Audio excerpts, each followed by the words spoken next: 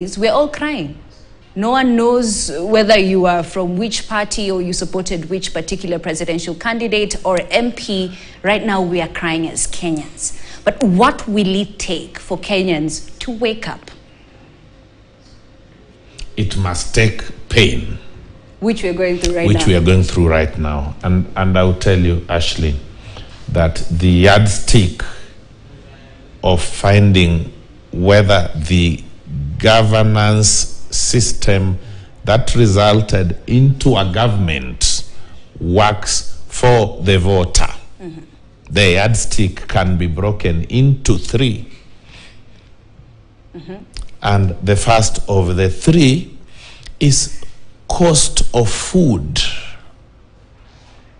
It must be as bare as cost of food.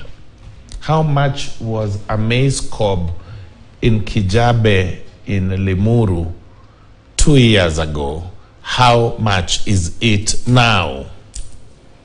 And then cost of living, what you call the disposable asset in the kuwa na pesa kwa mfuko, if you like.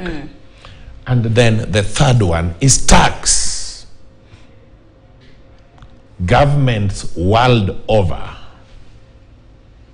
secure or lose confidence of the voter on those three areas only: tax, cost of living, and cost of food.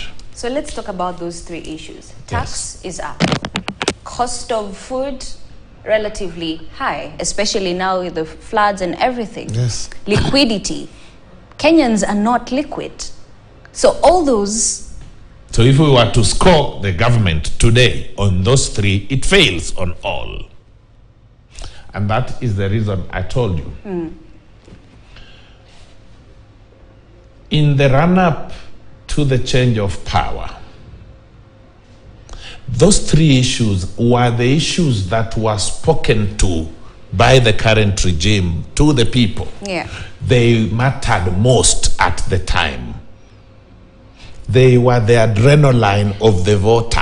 Cost of living, cost of food and tax, we will bring them all down. Hustler nation. Hustler nation, we will put money into your pocket.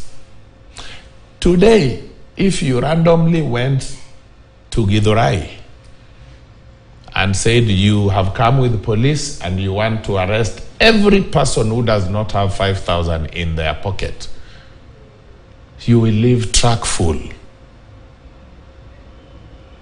And today you go to the grocery and you find what you want cannot agree with the money in your pocket, and you have left children at home. Yeah. And today everything is taxed. I went to the barber shop over the weekend and I asked for the till. I was told there is turnover tax in my barber shop. Yes. In my barber shop.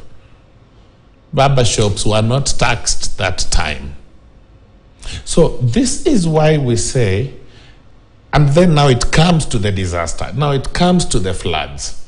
It comes to the road traffic accidents. You know, disaster is all over. When a bus rolls on Mombasa Road, the minister says the NTSA should be back. But NTSA had never been disbanded. It was there. It's still there. Must we lose lives for the minister to remember NTSA? When a school bus overturns with students, that is the time the Ministry of Education is saying no buses should run at 6. We must bury children to come back to our senses.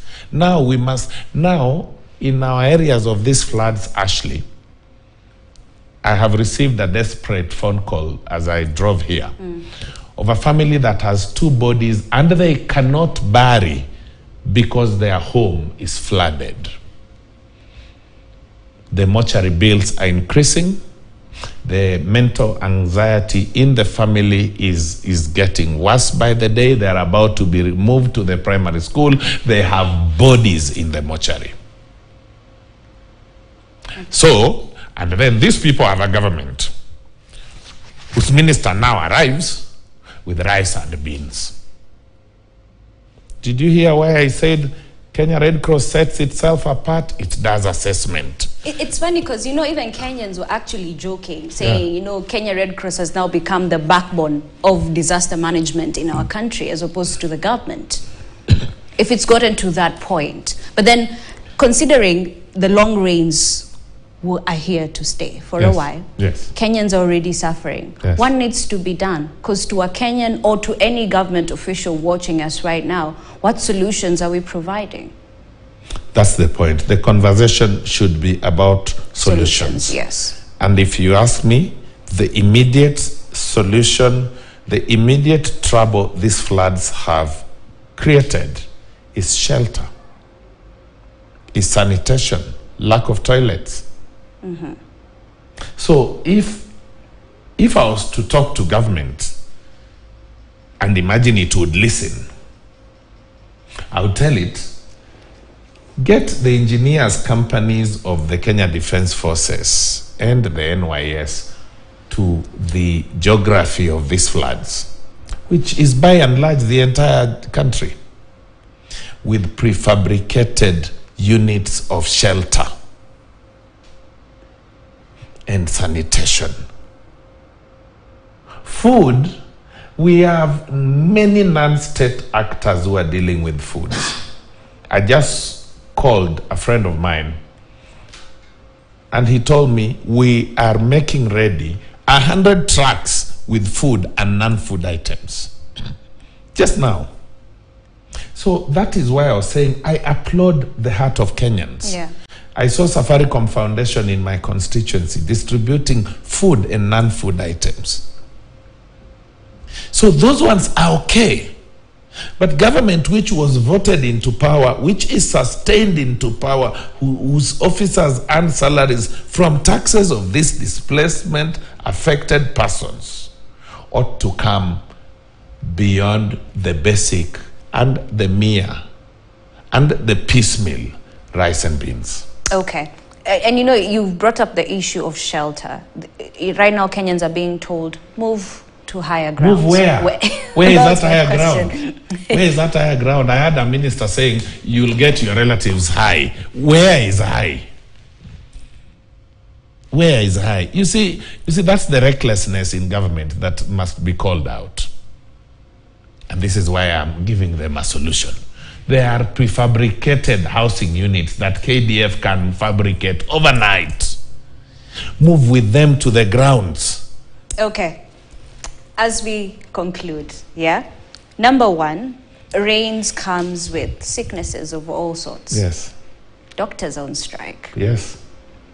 One problem, another problem. It seems we're not running out of problems, sadly. I watched clinical officers saying they were going to join doctors. Yes. And it is the casual attitude of our leaders. Simple casual attitude. I said it in another TV station. I have one or two relatives who are